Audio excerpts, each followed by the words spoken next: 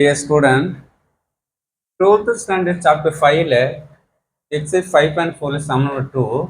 Find the tangent of the hyperbola x square by 16 minus y square by 64 equal to 1, which are parallel to 10x minus 3y plus 9 equal to 0. நமக்கு ஒரு hyperbola இருக்கு. நமக்கு இதான் hyperbola. இந்த hyperbola நமக்கு 2 tangent form பண்றோம். 2 tangent.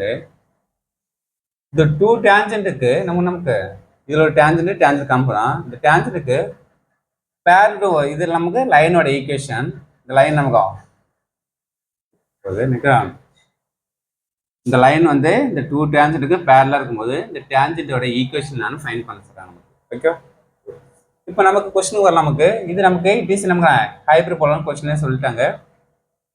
இங்க நான் எலிப்ஸ் தான் ஹையஸ்ட் வேல்யூ a ஸ்கொயர் எடுத்துக்கணும். இந்த ஆனா நமக்கு இங்க ஃபர்ஸ்ட் இருக்கிறது நமக்குனா a ஸ்கொயர், செகண்ட் இருக்கிறது b ஸ்கொயர். ஓகே. அப்ப a = 4, b = 8. இப்போ நமக்கு நெக்ஸ்ட் லைன்ல இருந்து நம்ம ஸ்லோப் கண்டுபிடிக்கலாம் ஈஸியா. லைன்ல இருந்து ஸ்லோப் பண்ணலாம். அப்ப 10x - 3y + 9 = 0 னா இந்த -3y ன்னு சொன்னா 3y பிளஸ் ஆயிடும். இது மட்டும் இருக்கும். இப்போ 3 ல எல்லாம் டிவைட் பண்ணா 10/3x 9/3 ஓகே. நெக்ஸ்ட் இதெல்லாம் கேன்சல் பண்ண நமக்கு 3 times. அப்போ y = y இங்க எடுத்து 10/3x + 3. y = mx + னா ஒரு லைனோட ஈக்குவேஷன் நமக்கு. ஓகே. அப்ப m க்கு என்ன வரும்? y க்கு y கரெக்ட்டா இருக்குது, x க்கு x இருக்குது, m க்கு என்ன இருக்குது? 10/3. இது நமக்கு ஸ்லோப். c வேல்யூ ஃபைண்ட் பண்ண தேவையில்ல, ஜஸ்ட் ஸ்லோப் தான். ஓகே.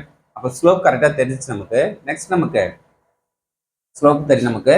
அப்ப ஈக்குவேஷன் டான்ஜென்ட் ஃபார்ம் வருமா? 2 டான்ஜென்ட் ஈக்குவேஷனுக்கு y = mx + -√a² m² - b. எலிப்ஸுக்கு பிளஸ்ல வரும், ஹைப்பர்போலாவுக்கு மைனஸ்ல வரும். ரெண்டு சேம் டிஃபரெண்ட் தான்.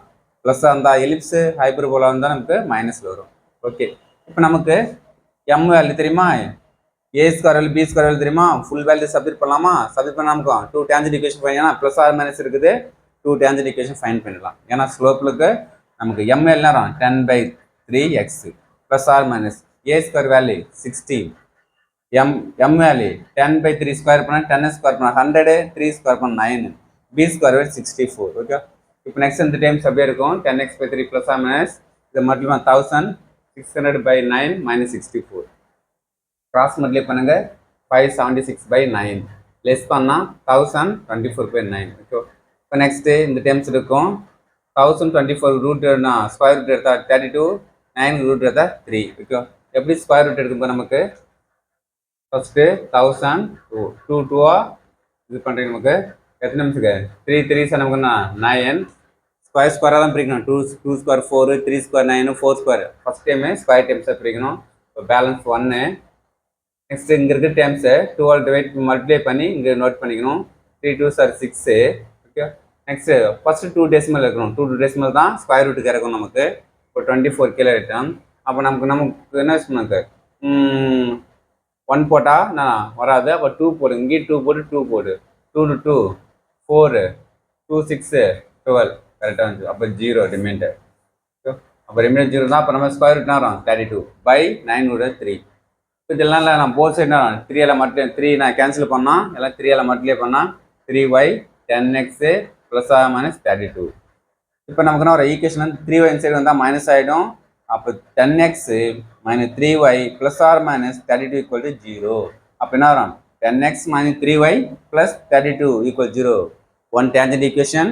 10x - 3y - 32 = 0 வந்து another tangent equation. அப்போ 2 tangent equation ஃபைண்ட் பண்ணிட்டோம். ஓகே. Thank you, student.